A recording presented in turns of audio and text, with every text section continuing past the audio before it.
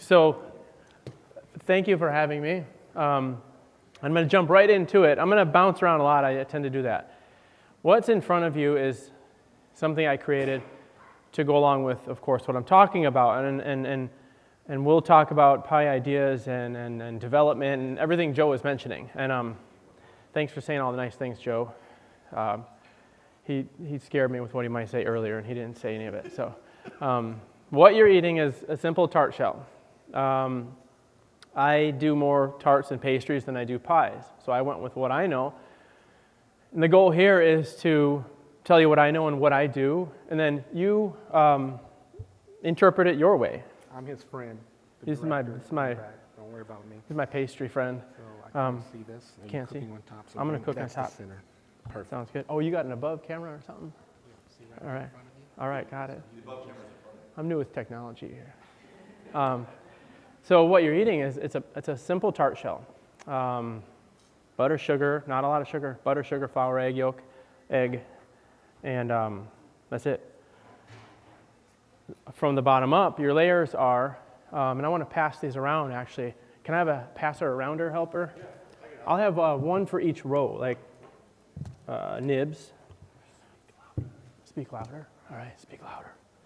The first layer is an almond pecan praline. Does anyone know what a praline is? We talk about pralines. We talk about you see ice cream that's praline ice cream, right? But this word gets used in a lot of different formats. But does anybody know what praline is? It's like a ground hazelnut brittle? It's yeah, very close. What you're saying has all the components. So I'm going to make one here quick just to show you. I'm not going to do the pecan one, and I'll explain why. But I'll make one here and explain it to you. But it's an almond pecan praline. The next layer is the 66 organic chocolate crema. So the crema is and as these go around, get a good smell of them, get a visual of them.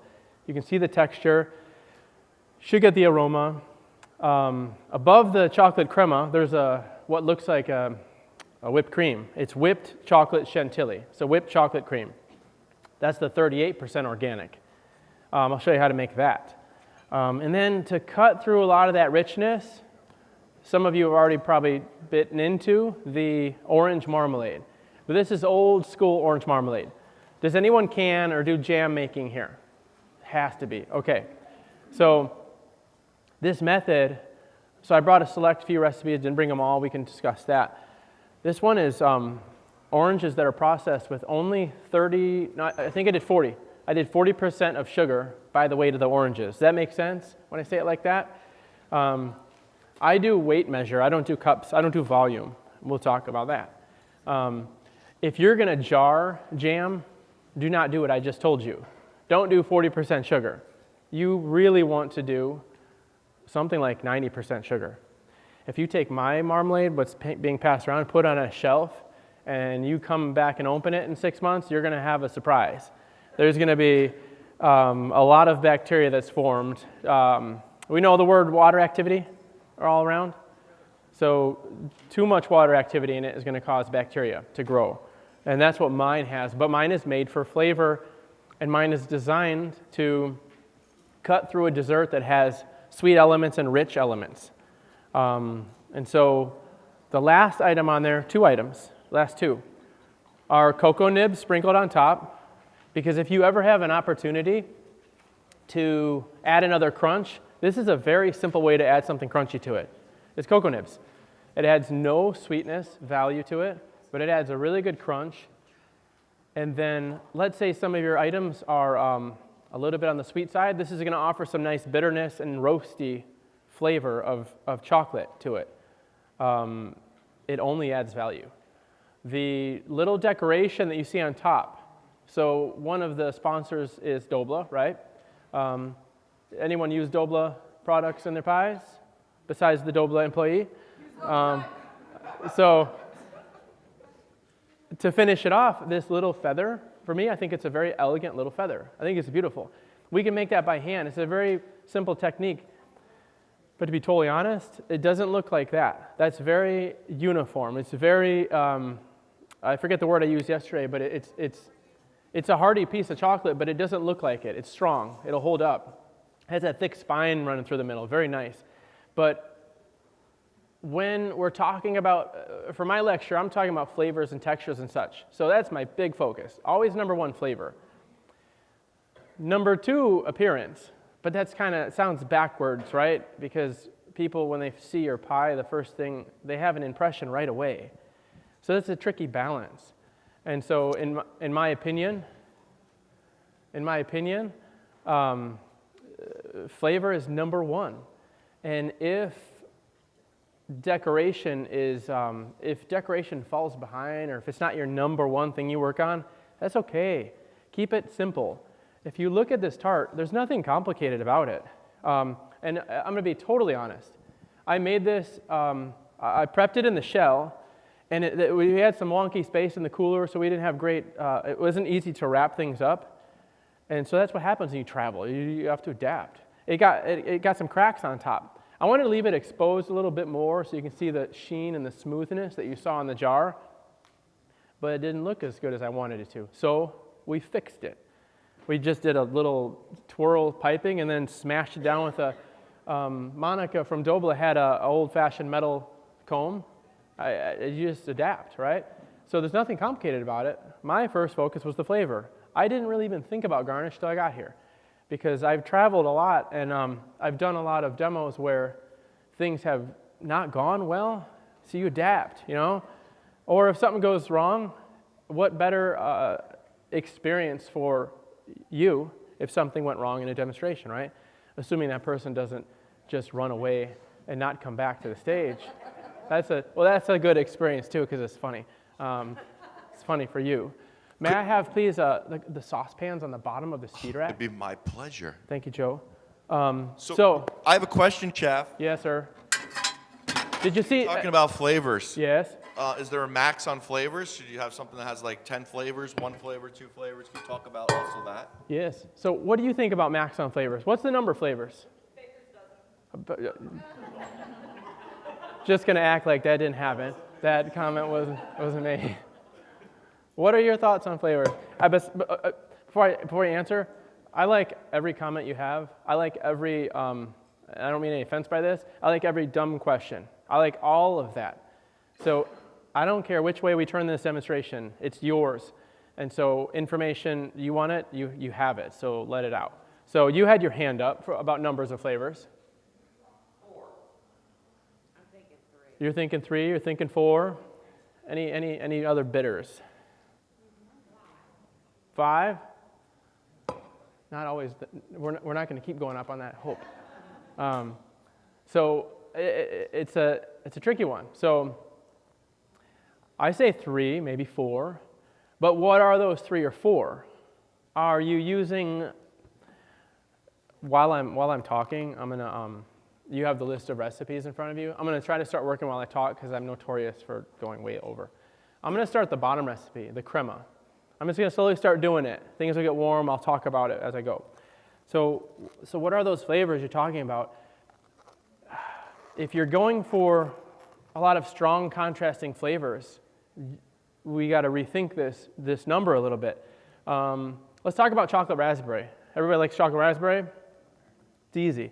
They're great contrasting flavors. We have richness of chocolate, depending on the chocolate. Could be a little sweet chocolate, whatever.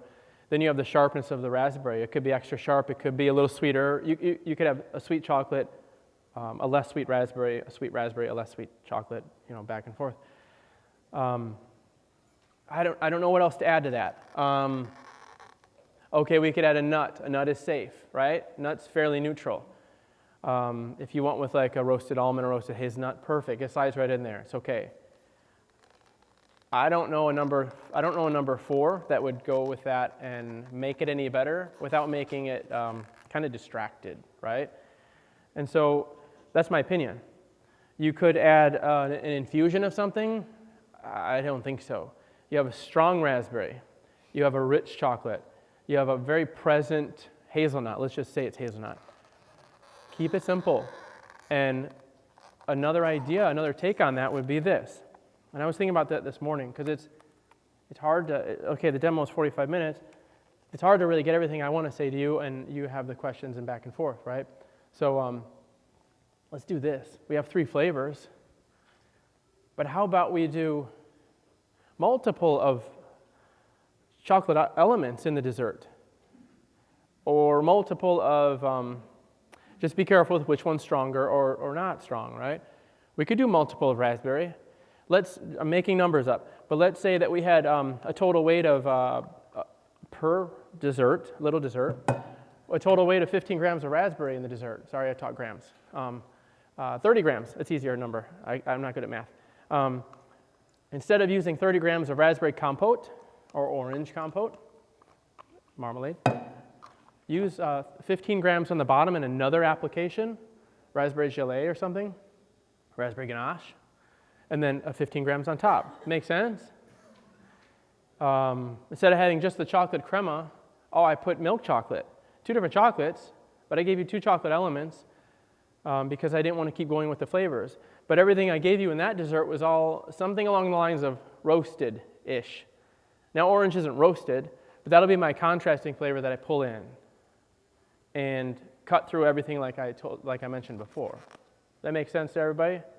So right now, the crema that I'm making, this is a small batch. We're not talking about production recipes. So what I'm going to do is I'm throwing everything in the pot except for what? Except for what? Except for the chocolate. And honestly, you could technically throw it in, but it's going to be a lot more babysitting. So throw everything in. If I was doing big production, I'd have a different method. Does anyone have any questions right now? In your crust, Yes. or because you taste salt. I mean, I like that. Did you put like sea salt? Anyway. What I did was, that's a really good question, and thank you for asking that exact question, because sometimes we do a lot of stuff and we forget little details. I'm cooking this to pasteurized. That reminds me of a joke. I'm not saying the joke, but the punchline is pasteurized. It's something about bathtub, and it's a joke. It's stupid, but every time I say it, I really try to pronounce it, but I always hear in my head, past your eyes. Sorry. So, does anybody have a number for this temperature that I'm going to? I don't have a thermometer. I forgot it. I didn't forget it. I did forget it. I don't know where it's at all. I don't need one. I don't care. I wrote that down. Yeah, so there's your answer. But let's say that burned. Let's say only the bottom half of your paper singed and it was gone.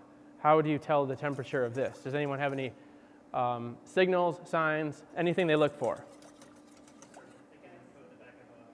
There you go. That's the old school is coat the back of a spoon, and you dip the spoon in and the line remains, and that's a perfect one. I look at the bottom of the pan and I see the same thing as what you're describing. Same thing.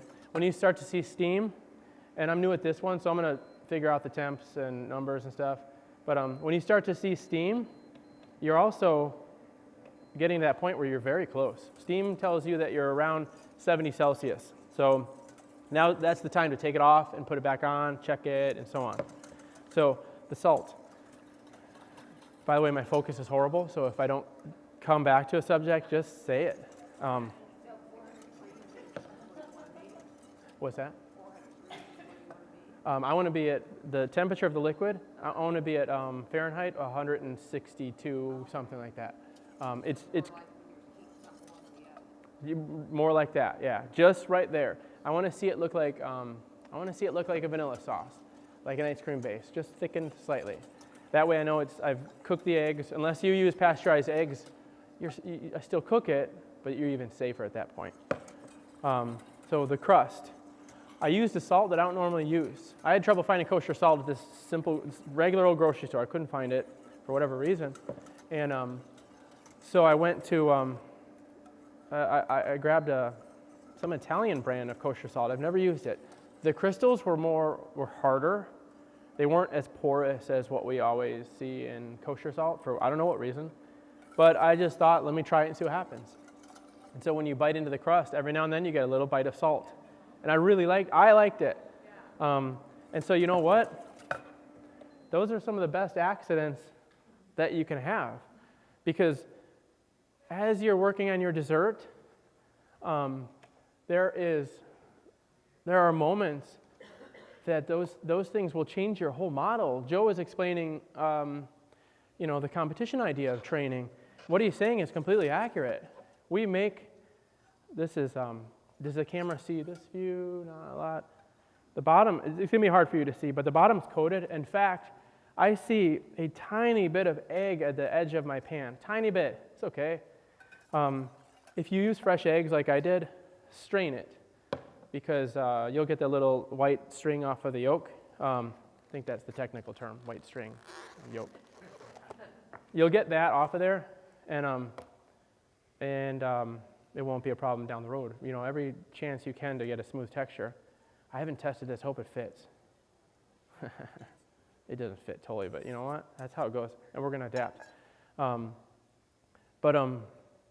In our competitions, every recipe we did, we'd bring people in that weren't part of the team. Let this sit for a second. That chocolate doesn't melt like that. You just give it a minute. Patience is key, and you all are very aware of this, I'm sure. But we'd make an entremet. Let's just say entremet, mousse cake. We'd make it. We'd do our whole run-through. We do our 10-hour run-through for a competition, 10 hours. And we would do it, I don't even know, 20 times maybe? We built a kitchen. This is not even exaggerating. Now, it's different for you bring your products, but just to explain, when you're focused, you must have this kind of focus. We built a kitchen. We built the walls. I constructed the walls. I put the outlets in the exact spots of the kitchens that we were going to go into. We go over to the wall on this side, then the outlets would be exactly where they would be on game day. Because the three different competitions I've done at different settings, and we set ourselves up for success. Tables underneath, we already had measurements for the sizes. We built things to fit perfectly in there. And we only ever practiced in our spots. That's it, nothing else. And we made our desserts, we made our entremets. We would call people in that don't ever have your family taste anything. They mean nothing unless they're that honest. You have to know that your family's honest. Because they're going to be like, oh, this is the greatest thing I ever had. And then the next one you make, oh, this is even better. Because they think that more you make it, it's getting better or something, Don't stay out, But we would have people come in, and you have to be ready. I'm sure all of you are aware and ready for some harsh criticisms, right? Or you ought to be. Because it's not, okay, I have an idea. We give them some names of some French chefs, some very unreasonable chefs, and I don't care how good your pies are, they're just going to rip you to shreds, and they're going to make you, make you question everything you've ever done, and it's this weird mentality. I'm not saying go that far, that's stupid, but you really need to dig in and be honest with yourself and see what's good. We would taste our products over and over and over again. And if we don't like the cake component in it, then we change it. But you know what? That changes every other component in it. Now you got to go back and change the mousse because the cake doesn't go with the mousse anymore. Oh, but now that you change the mousse, now the compote layer doesn't go with the cake that went with the mousse. Oh, now the crunch base doesn't match with the other thing and the other thing. Now you can taste you know where I'm going with this. Do any of you feel this pain? Yes? You ought to. And the pain, just so you know, goes on for 2 years. The competition's held every 2 years, not 1 year. It's held every 2 years. And the thing about it is, this 2-year one, I'm adapting, you see. It's not going to fit. I know what's going to happen, and you're going to laugh at me when it explodes. So I'm going to do it in the pan. It happens every 2 years, and you're training. Let me explain what we make. We make a chocolate sculpture. No, it can only be 36 inches high, so it can't be that big. I mean, we make a chocolate sculpture, we make a sugar sculpture. We make an ice sculpture. This guy that doesn't carve ice makes an ice sculpture. I carved this piece like 50 times. I only need to carve it once. I carved it 50 times. I hate it. I enjoy it, but if anyone needs a wolf howling at a moon sculpture at your parties, call me, I'll do it for you. It's going to be a mess. I'm not going to clean up after myself, but you will enjoy it. We make an entremet cake, we make a frozen cake, and we make 15 plated desserts in 10 hours. And most of it, you start from nothing. So you're training for actually 1 year because you'll know the theme. And in that 1 year, you better get every movement perfect. Okay, so you made your pasteurized creme anglaise, let's call it, vanilla sauce. Add your chocolate to it. Now, a super important part, this is very, very important. You all have hand blenders at home? What, huh? It's a very, there you go, it fell. I just looked into one, I tried one, All-Clad. I didn't know All-Clad made one. And it was a very nice one. I did 10 ganaches in a row. This handle was so hot I could barely hold on to it. But it survived. We have yet to, thank you by the way for the container. I've yet to see if it's really going to survive, but we'll see. It's a little bit shallow, but we're going to go for it nice and easy. I have chocolate on the bottom of the pot. Scrape it in a second.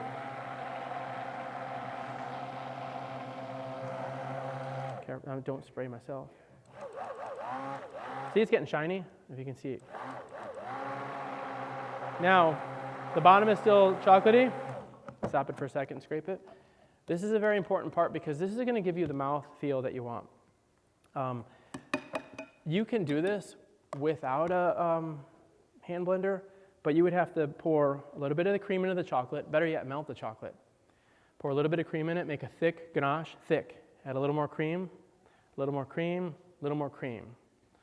Because that way you're very sure that the chocolate's completely melted and has completely emulsified with the cream. Nice homogeneous mixture. If you don't, then any tiny little piece of chocolate after it's chilled is going to go back to its natural state, right? It's going to firm up. So I'm going to scrape the bowl, the pan. I'll give it one more scrape. And now pay attention to the thing about it to notice. Take advantage of how liquidy this is. What I mean is, this can be cast into any shape. And what I mean by shape is something that you might use as an insert in your pie. This doesn't have any gelatin in it. Why doesn't it have any gelatin in it? Thoughts?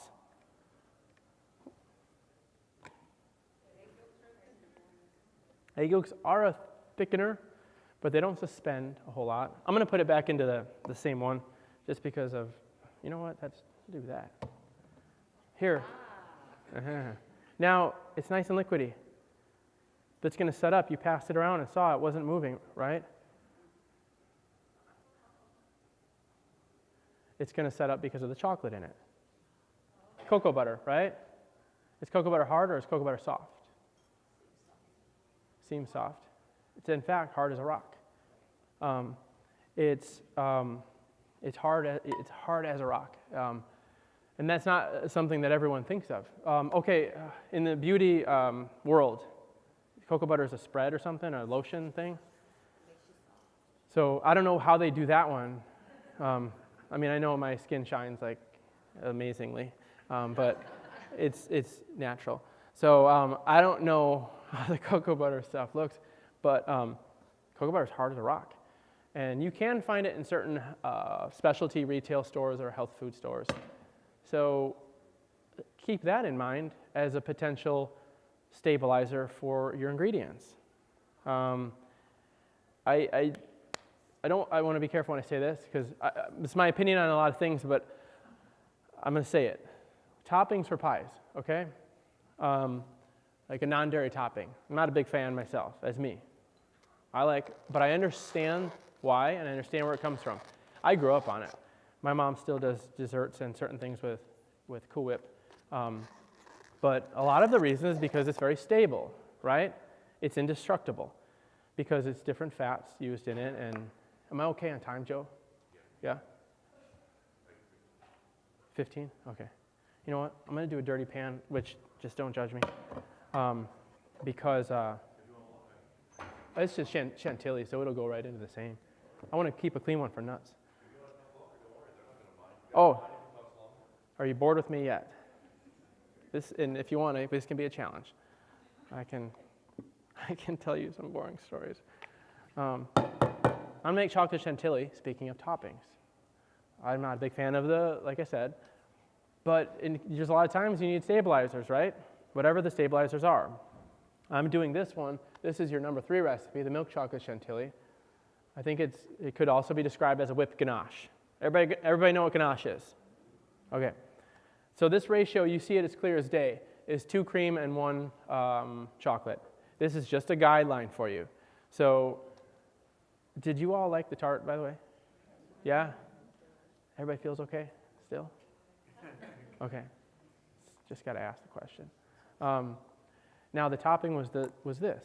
So if you remember eating it, keep that as a guideline in your brain. This one is actually very firm. It almost doesn't need to be whipped. You know what? I'm a dummy because I should have brought the liquid to see so you can see me whip it. But trust me when I say it's very easy to whip. I just made a mistake. Anybody know what it was? Anybody want to call me out on it? We can fix it all, though. Just easy on the heat. I shouldn't have added the chocolate, but I really don't care because I will fix it. You know what? I've been doing pastry. Can't do this math right now. I've been in kitchens for 29 years. So believe me when I tell you, I've made you can take all your mistakes together. I started at 13. You take all your mistakes. I've made every one of your mistakes, and then I've made them again, and again, and again. I've made mistakes. This is a small one. I've made mistakes on stage that I have not told anyone about that you would never know. I just keep talking, and this thing just, we ran out of time, and I mean, I've made mistakes, but you know what? What better than that? It's the best thing ever, because some of those mistakes that I've made have been in practices for competition, have been in just development, simple no-stress development. Hey, Chef. Yeah, what? Your boss just said you wanted to remind you that he's back here. Oh yeah. You know what? The last 2 years have been the most mistake-free years of my life. I don't even know what happened. It's amazing. Good response. Yeah, right? That's pretty good. Yeah, I don't know what happened. But what you're gonna what you're gonna do? How many of you are comfortable? Who made their pies at home and brought them here? Okay. So some did, some didn't. Isn't it uncomfortable coming somewhere else and using their kitchen, their space? Yeah. How about the sheet pans, right? You've never. I'm not saying anything about the hotel. I don't mean anything like that. But you go to any hotel, you've never seen sheet pans like this. Like a bulldozer delivered them. They fell off and it smashed into the wall, and then they dropped them off anyways. It's a sheet pan. This is nothing new, and I don't no disrespect to the hotel whatsoever. It's because they use them. They really use them. Nothing wrong with that. I mean, that took 2 seconds. It's already. You don't need a lot of heat on this. It's going to melt. It's going to heat it up. Now, the thing about that is, though, you're going to figure it out. The best thing you can ever do. The best thing you can ever do. Think about this, actually. This just popped in my head. We've done this for training.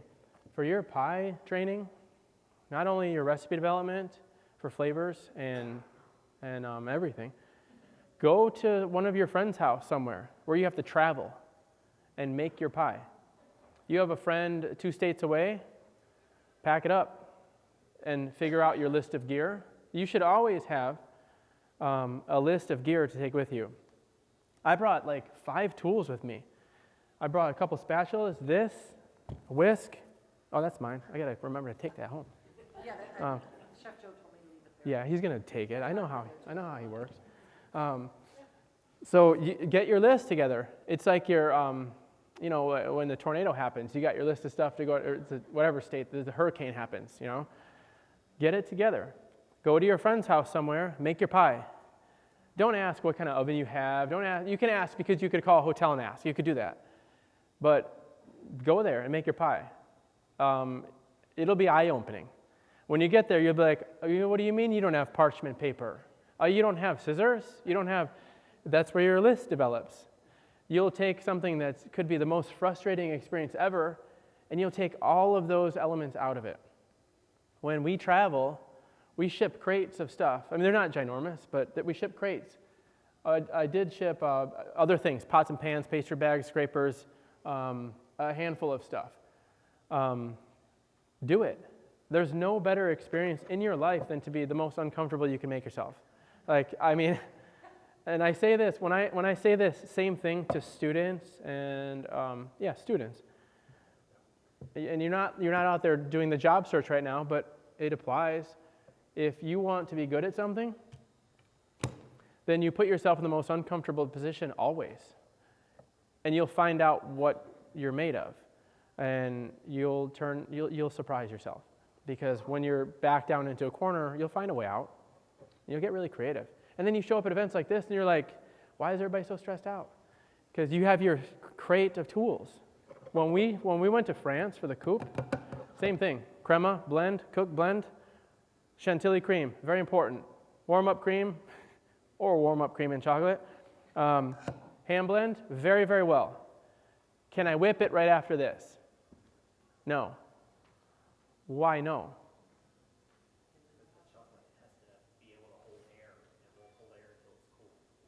Yes, chocolate, yes.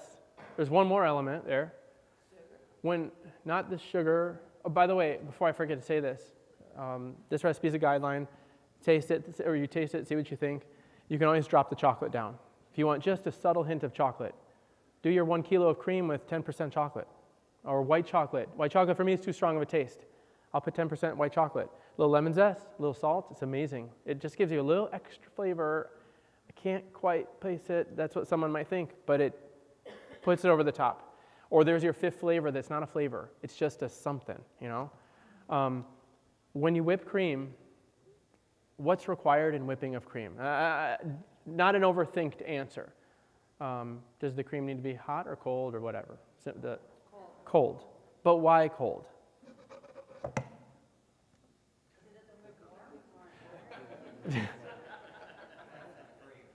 Last night, what's that? Okay, exactly. And I don't mean to, I love these questions. I love the wrong answers. And I love, because you know, you will always remember your wrong thought more than you'll remember your right thought. You'll remember more saying the wrong thing, I mean times 10, than you will ever remember the right answer, until it becomes an automatic. Cold cream has to be cold because the butter fat is in it. The fat in cream is butter.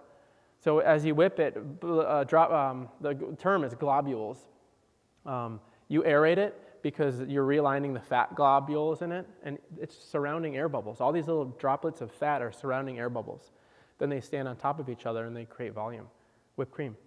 So if I have, right now I have liquid cocoa butter because it's melted, and I have liquid butter in here, cream. It's never going to whip. So a very, very, very important thing. I don't know if I wrote it, how important, but very important. Make this today, use it tomorrow. Put it in an ice bath, chill it, and then put it in the fridge. If you need it today, that's fine, but use half of the cream to do this mixture part. Keep the other one really chilled. Blend it, add the chilled cream, blend that in, and then put it on ice. And really just stir it every now and then. Let it get super cold. Make sense? All right. Any questions? Anything? Yes. Yes. Kind of maybe I'll talk about. But in baking, I know in cooking, you know, salt adds flavor. You have to do it at certain times. Okay. Is this something you do that in baking also? Same. For me, same. Because some baking or some pastry making can be similar to cooking. Some of it.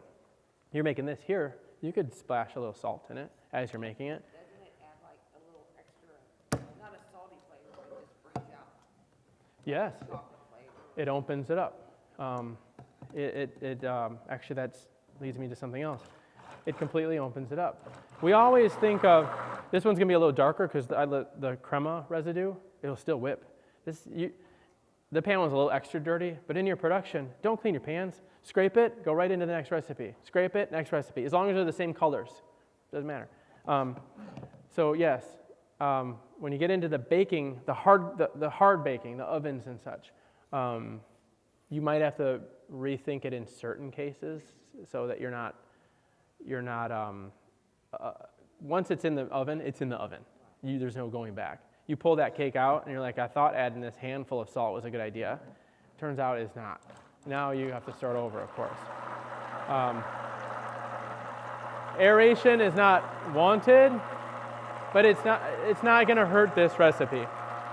When I blend the crema, I don't want to aerate it. I want it nice and dense the way it is. If you aerate it, it'll have that layer of foam on top. So when you go to chill it, later on it'll be this, well, fuzzy foam on top. You can scrape it off, but try not to aerate the crema.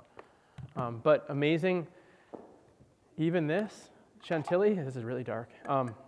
The chantilly alone, I was piping it this morning, just this, lightly whipped. And when I say lightly whipped, do it by hand. It was beautiful, And it was nice and smooth, right? because I was watching him pipe it earlier. It pipes great. And the thing is, I'm just going to leave this in the pot, but that's a finished deal right there. Chill it, store it overnight. This stuff, whip it by hand and whip it very soft peaks. And I was even talking to Joe this morning, and because I don't understand this science yet, I think I get it. And everyone that works in kitchens tries to talk and share ideas together. I whip it very soft. I put it in my piping bag. The piping tip is, you know the shape, cone shaped. I'm piping it. It's super creamy and great. And then it starts to get a little more stiff. It doesn't go crazy stiff, but it gets a little more stiff. And I think it's the action that's happening in the angle of the tip I can't fully understand it yet. But I always think through all these processes. One day it'll hit me, or you talk to the right person. That's why you talk to everyone about everything. But if you just whip it nice soft peaks, scrape it into your any crust, whatever it is, it'll even just set up on its own nice and soft. It's a really French silk-ish maybe. Probably sets up even in the bag. Over time, it'll set up in the bag. Your hands are keeping it warm-ish. Don't fill it up too much because of that action, a lot of heat. But it makes a great filling. Now, that's the 38. 38 has a very nice flavor to it, very caramely, and not overly sweet for a 38, but I love it. But it's just a framework. Do what you want with it. It'll work for dark, more or less chocolate for the dark, for the same effect. Thoughts? Huh? Less.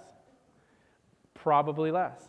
Unless you're just like some complete maniac over chocolate stuff and you want the most dense chocolate thing you've ever had. But I would do less.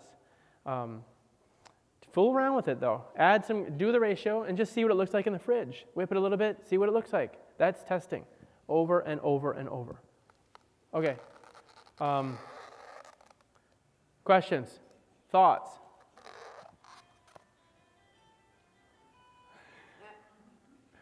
Okay, one thing I didn't touch on. What? I'm okay. What? Okay on time, Joe? Okay? Say that again? Okay on time?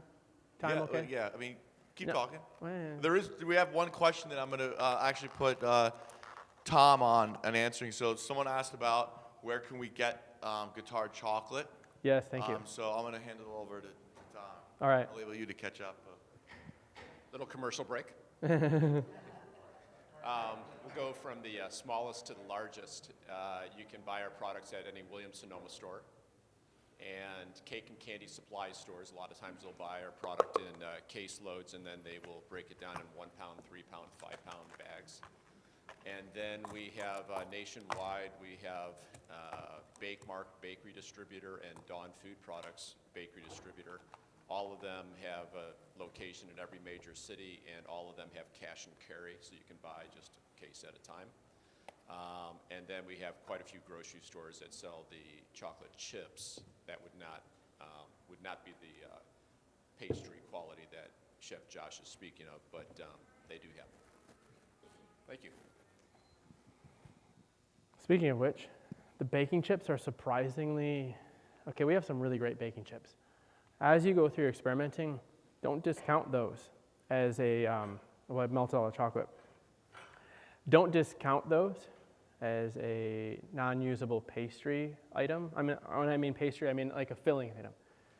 I've done a lot of work with our 63 chip. It's a really good baking chip that we have for chocolate chip cookies and whatever.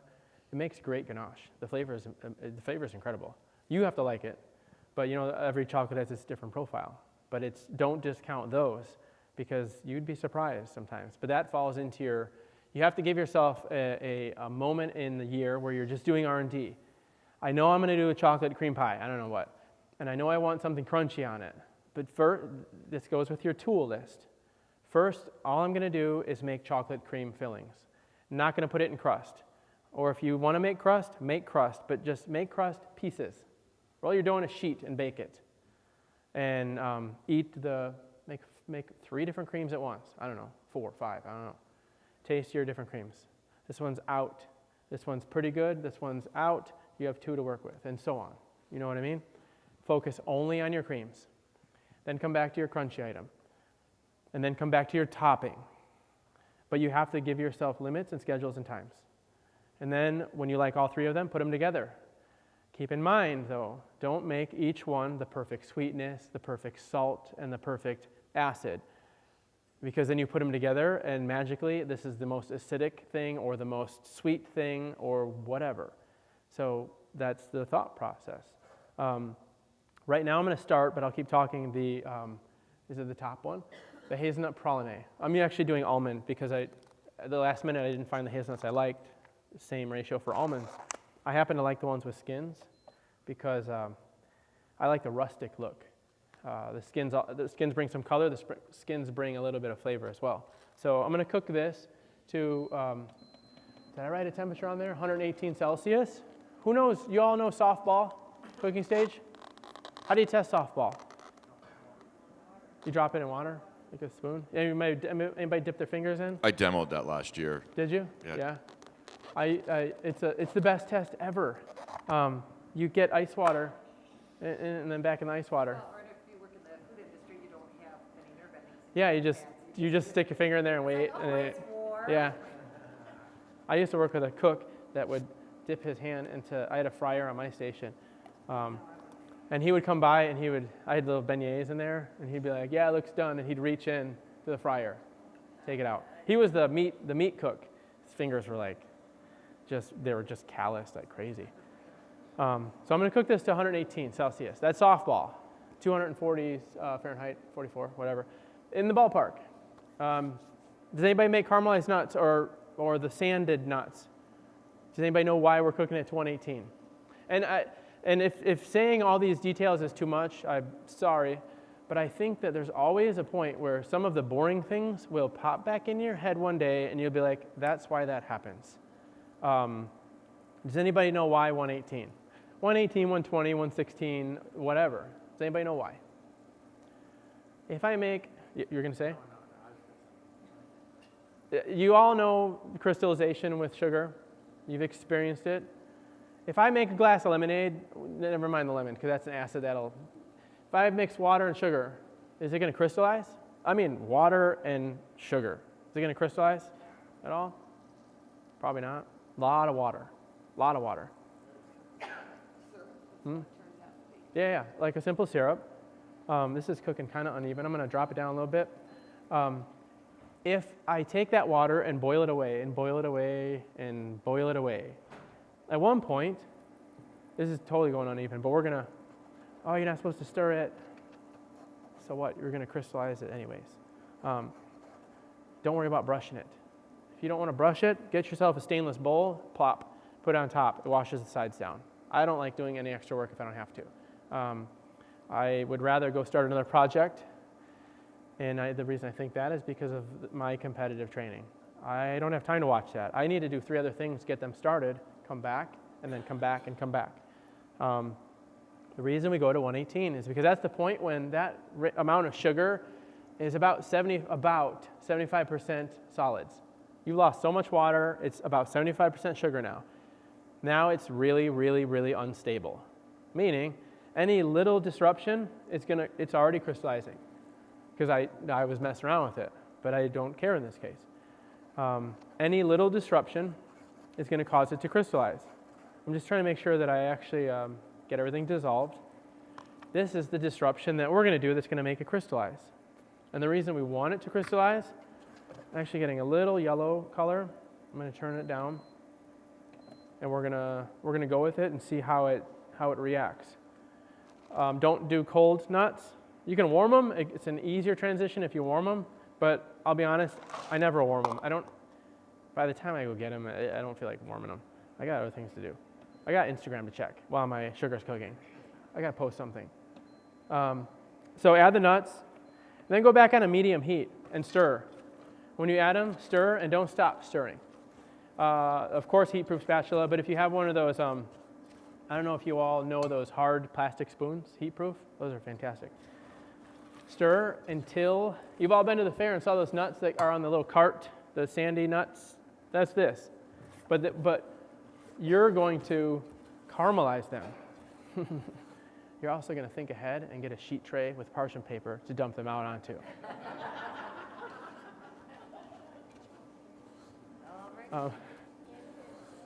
There we go. Tom's got me covered. See, my brain. Okay, here we go. Oh, beautiful. Thanks, Joe. I thought ahead. You see that? Okay, can you see the crystallized nuts? That's perfect. And the reason we do that, some people like to make caramel and then throw the nuts in and do that. But the thing is, if you look at the ratio, I can't read it from here. No, you know, I'm saying this wrong, but it's going to apply the same. We're making praline, so there's a lot more sugar. This would be the same practice if you're making caramelized nuts. That's what I'm trying to say. That you're going to see a lot more soupy sugar in here because we're making this mix. But if you're making just caramelized nuts, this is what you want because every nut is coated perfectly with sugar. Then it will caramelize and it's on there and you don't have any extra sugar. It's just caramelized nuts. In this case, we're making full-on caramel. Stop, go, good? No, come on, I'll stop. No, it's time. No, we got to stop. Okay. So anyways, caramelize this Do all you the guys way. want Josh to stop or just keep on learning from him? No, we're gonna. But that's your demo next. No, it's gotta.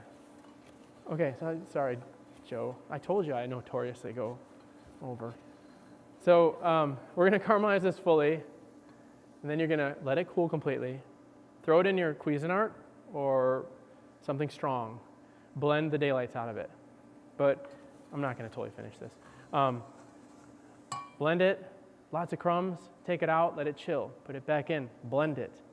It gets warm again, take it out, let it chill. Put it back in, blend it. Follow? The idea is to not build too much heat.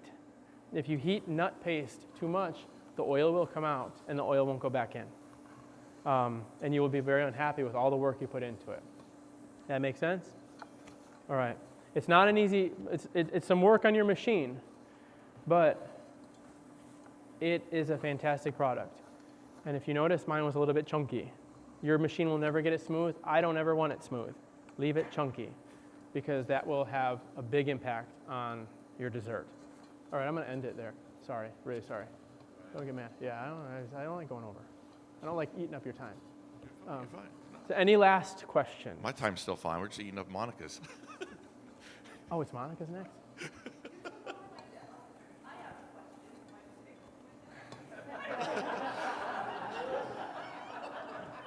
It's not easy doing this, you know? They don't understand. They don't. Dude, yeah, you're good. Yeah, good. Any last questions? Any questions? All right, let's give it up for Thank Mr. you. Josh Johnson. Thank you very much. By the way, keep your recipes. If you have any questions on anything, feel free to email me. All it has to be, you can ask me for a card anytime today, jjohnson@guittard.com. If you forget it, just find me around here. I can email you recipes that were on the dessert, and don't ask me for my whole recipe book, right? It's not happening. What about half of it? No, maybe. I'll give you the half I don't like. No, but thank you very much. All right, thank you, Chef.